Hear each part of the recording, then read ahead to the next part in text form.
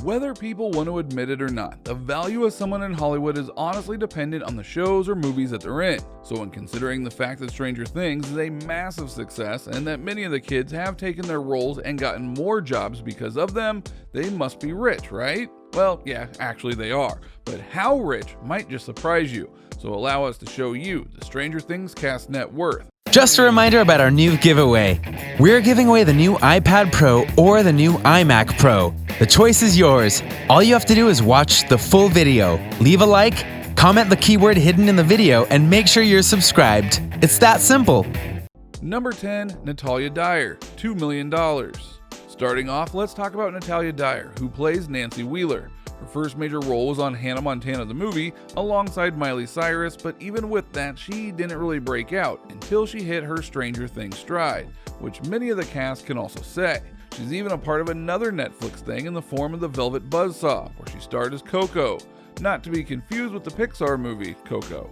Now, in terms of net worth, she is valued at $2 million, and when Season 4 and the now confirmed Season 5 comes out, that could easily go up. Number 9, Joe Keery, $2.7 million.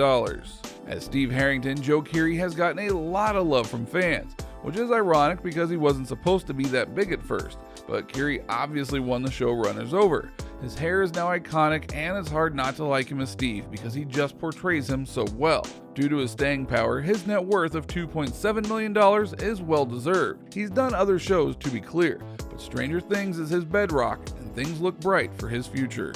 Number 8, Charlie Heaton, $3 million.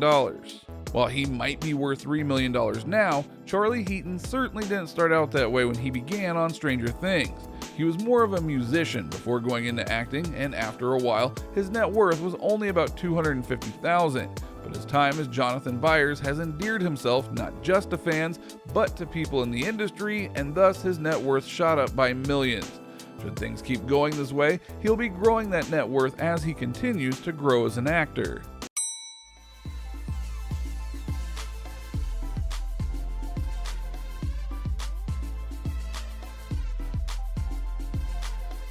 Number 7, Caleb McLaughlin, $3 million.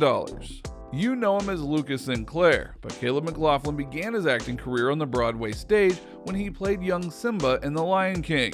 If you somehow don't know, the Broadway Lion King is a pretty big deal, just saying. He trained as a dancer at the Harlem School of Arts as well. So yeah, this kid, very talented, and he gets paid as much. McLaughlin even won an NAACP Image Award for Stranger Things in 2018, proving his worth in many ways. He's worth about $3 million, and if he would abandon his love of New Coke, he probably would be worth more. You know what I'm talking about.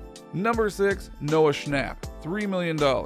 Most people were first introduced to Noah via Stranger Things, which you could say about a lot of the cast.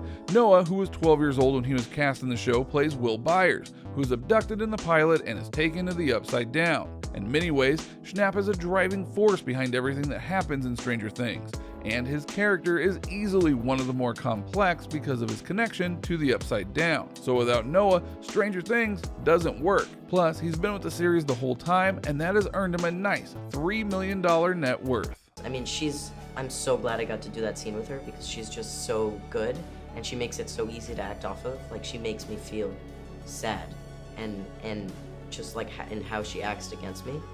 Number 5, Finn Wolfhard, $3 million. Finn Wolfhard is one of the key parts of Stranger Things, and his $3 million net worth is proof of that, I would hope, and more than likely that is going to grow in a serious way.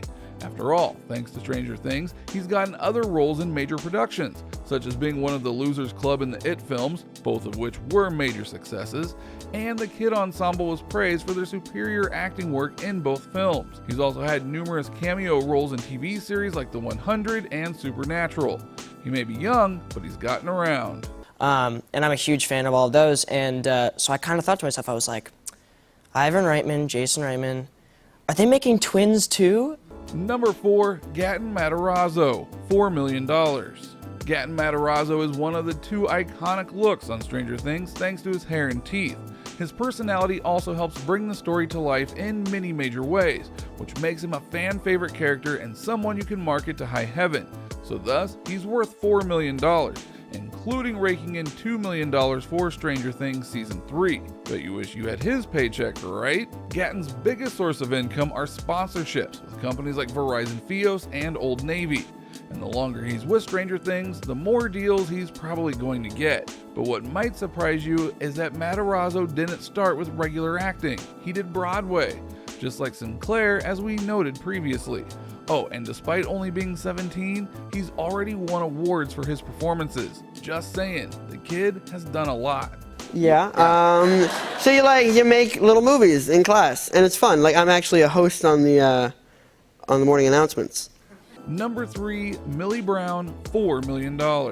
When you think of Stranger Things as a whole, a few characters stand out, but while Gatton is known for his looks, everyone praises the performance of Millie Brown as Eleven. According to Celebrity Net Worth, Brown is valued at $4 million. However, if her Enola Holmes estimations by TMZ are true, then she is set to net $6.1 million for the project alone, along with a promise of $7.5 million more if they decide to go forwards with a sequel. But some of that is still a bit up in the air. Based on Deadline's estimations, she has taken home $2,510,000 for the Netflix series alone. But just like the show, she's growing ever larger in her fame, fortune, and popularity. Millie has her own makeup brand and is associated with various other companies like Samsung, even having a commercial proclaiming her as part of Team Galaxy. While much of the cast, both young and old, are great, Millie is one of the main stars thanks to her role as Eleven, and she works hard at that role, which is why she has gotten nominations for all of her acting skills. She keeps this up, and she'll be desirable long into her adult years in Hollywood, and there will be a lot of people rooting for her to do just that, and we don't blame them. I got to come to set to go and see Godzilla versus King Kong. I'm like, okay, Okay, mate. yeah. Number 2, David Harbour, $4 million.